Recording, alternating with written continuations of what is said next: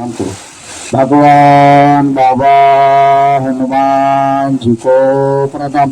महान त्यागी बाबा झुंबो जी को प्रणाम। परमात्मा एक नमस्कार। परमपूज्य परमात्मा एक सेवक मंडळ टिमकी नागपूर, परमात्मा एक ग्रामीण बहुउद्देशीय संस्था उमरेडच्या वतीने आणि बाबाच्या आदेशाप्रमाणे कायरापेठ येथे हरिलकर भाऊ यांच्या निवासस्थानी त्यागाचे हवन कार्य पार पडून एका भगवंताच्या चर्चा बैठकीला सुरुवात आहे। या चर्चा बैठक मध्ये सृष्टीची विधाता स्वयं भगवान बाबा हनुमानजी उपस्थित आहे। बाबाला माझा कोटी कोटी प्रणाम।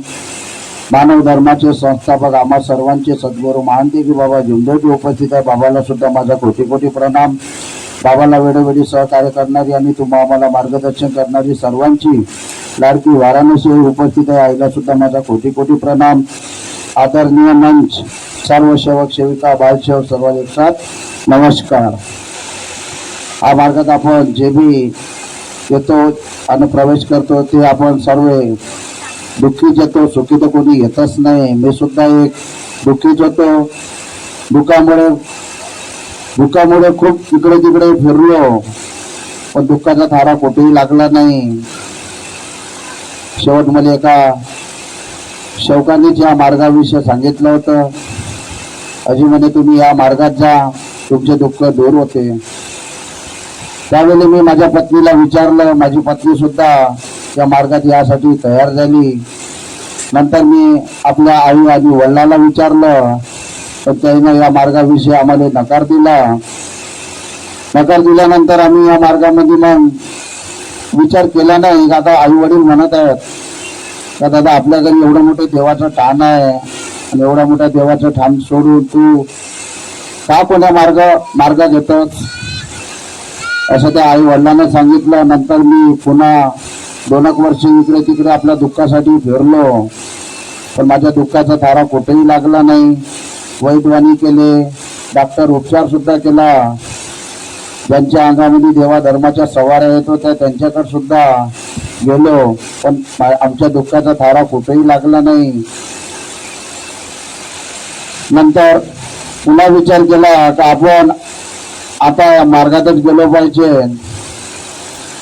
नंतर आम्ही मार्गात प्रवेश केला। या मार्गाविषयी आम्हाला काहीच माहित नव्हतं आणि या मार्गाविषयी कोणी सांगतही नव्हतं, कारण की आम्ही अशा चर्चा बैठकीला हवन कार्याला कुठे जात नव्हतो, म्हणून आम्हाला सुद्धा अनुभव नव्हता। मार्गात राहून 4-5 वर्ष जे आम्ही ज्या दुःखासाठी मार्गात आलो ते दुःख आमचे होतेच। मार्गदर्शकाकडे गेलो, त्यांना आम्ही सांगितलं का आम्हाला मोलबाय होत नाही जी, आम्ही याच्यासाठी मार्गात येतो। ठीक आहे म्हणे। त्यांना आमचं दुःख सांगितलं आणि पाहत आमचं दुःख ऐकून आम्हाला 11 दिवसाचे कार्य दिले आणि 11 दिवसाच्या कार्यामध्ये भगवंताने आम्हाला योग दिला। माझ्या पत्नीला तोच महिना थांबला। एवढी महान कृपा आमच्या बाबाची आहे। आज मला 2 मुलं आहे, एक 10 वर्षाचा आहे, एक 8 वर्षाचा आहे। सर्व गोष्टी बरोबर आहे।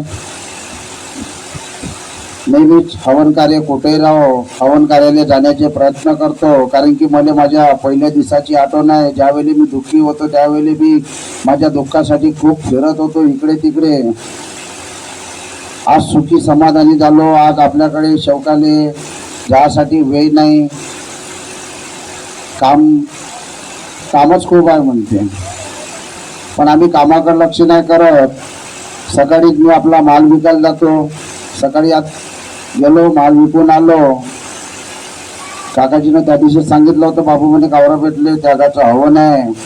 मला हवन कार्य राहिलं का मला मोठी आनंदच मला असा होते आणि कुठेही राहू मी जाण्याचे प्रयत्न करतो। तसे तुम्ही सुद्धा जाण्याचे प्रयत्न करा, कारण की या चर्चा बैठकीतून आपल्याला खूप काही शिकण्यासारखं या चर्चा बैठकीच्या माध्यमातून आपल्याला अनुभव सुद्धा येते, मार्गदर्शन सुद्धा भेटते आणि ते अनुभव आपल्याला आत्मसात करून आपला परिवार आपल्याला सुखमय करायचा आहे।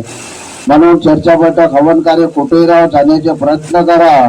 4 तत्व 3 शब्द 5 नियमाचं पालन करा। मी सुद्धा करण्याचे प्रयत्न करीन। फूल तो हमने बहुत देखे, गुलाब जैसन कोई नहीं, साधु संत बहुत देखे, हमारे मानते की बाबा जुमदेवजी सारखे नाही. रोज फूल देते तिला जाडी म्हणते, भगवत कार्यात साथ देते तिला आई म्हणते. म्हणून बाबासाठी आणि आईसाठी जोरदार टाळ्या होत्या. एवढंच बोलतो, इथं थांबतो. सर्वांनी एक साथ नमस्कार करतो. नमस्कार.